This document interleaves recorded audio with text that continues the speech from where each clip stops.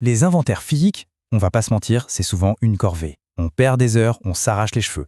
Eh bien, Eureka NFC est là pour changer tout ça. On oublie complètement les listes en papier, les erreurs de saisie, et on passe à une solution 100% numérique qui tient dans la poche, sur un smartphone. Oui, c'est la tâche que tout le monde redoute un peu, non? Des heures et des heures à compter, à recompter, avec toujours ce risque de faire une petite erreur qui peut tout fausser. Bref, un vrai casse-tête qui peut vraiment ralentir tout le monde. Et face à ce défi, voilà la réponse, Eureka NFC. D'abord, l'interface a été pensée pour le mobile, donc c'est super intuitif. Ensuite, le scanner, il utilise la puce NFC qui est déjà dans le téléphone. Pas besoin d'acheter un appareil en plus. À la fin, hop, un clic et on sort un rapport en CSV ou en PDF. Et le plus important, c'est que tout est sauvegardé en temps réel, donc impossible de perdre son travail. Allez, assez parlé, on va voir comment démarrer concrètement son tout premier inventaire. On va voir que ça se fait en quelques secondes, c'est vraiment très très rapide. Pour accéder à l'outil, franchement, c'est un jeu d'enfant. On se connecte à Eureka, on va chercher le menu boîte à outils et on clique sur NFC inventaire. C'est tout. 3 étapes, on y est. Alors, pour créer un nouvel inventaire, le plus important, c'est vraiment de lui donner un nom, une description super claire. C'est la clé pour s'y retrouver plus tard. Par exemple, inventaire Q3 2025 zone A. Une fois que c'est fait, on clique sur Démarrer et là, magie, le système nous bascule automatiquement sur l'écran de scan. Pas de temps perdu. Bon, on arrive maintenant au cœur du réacteur, le scan. C'est là que tout se passe. Voyons ensemble comment maîtriser l'ajout d'articles avec cette technologie NFC. Le système nous donne le choix entre 2 modes. Il y a le gros bouton vert « Ajouter item », ça c'est celui qu'on va utiliser 99% du temps. On clique, on scanne, l'objet est ajouté. Et puis il y a le bouton bleu « Lecture ». Lui, il est un peu différent, il permet juste de lire les infos d'un tag sans l'ajouter à la liste. C'est super pratique pour faire une petite vérification rapide si on a un doute. Et le processus en lui-même, c'est une simplicité.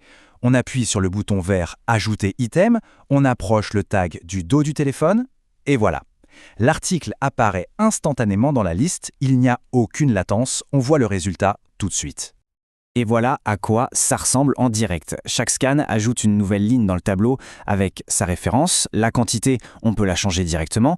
Et si on fait une erreur, pas de panique, on clique sur la petite poubelle et la ligne disparaît. Tout se met à jour en une fraction de seconde, on garde le contrôle total. Ok, on a scanné tous les articles, c'est super. Mais maintenant, qu'est-ce qu'on fait de toutes ces données brutes ? Eh bien, on va voir comment les transformer en rapports vraiment clairs et exploitables. Une fois qu'on a plusieurs inventaires, ce qui est génial, c'est qu'on peut les retrouver très facilement avec les filtres. On peut chercher un mot dans la description, isoler les inventaires faits par une personne en particulier, ou juste regarder ceux du mois en cours, puisque le filtre se met là par défaut. Et si on est perdu, un clic sur Reset et on repart de zéro. Alors, une fois qu'on a sélectionné un inventaire, on a plusieurs options. On peut retourner le modifier, bien sûr. Mais surtout, on peut l'exporter. Un clic pour un fichier CSV, parfait pour l'ouvrir dans Excel et faire des analyses. Un autre clic pour un PDF, super propre, super pro, prêt à être imprimé ou archivé. Et attention, le bouton « Supprimer », il ne pardonne pas. C'est une action définitive, il n'y a pas de retour en arrière possible. Allez, pour finir, quelques petites astuces de pro pour que l'expérience soit vraiment parfaite et pour savoir quoi faire si jamais un petit souci pointe le bout de son nez. Alors ça, c'est le message que personne n'a envie de voir. NFC non supporté. On peut se dire « Oh non, ça ne marche pas !» Mais pas de panique, c'est un problème assez courant et la solution est vraiment toute simple. La plupart du temps, la solution c'est juste de s'assurer qu'on utilise le navigateur Chrome sur un téléphone Android. Et puis, la deuxième chose à vérifier, c'est d'aller dans les paramètres du téléphone et de s'assurer que le NFC est bien activé. Voilà, c'est tout, problème résolu.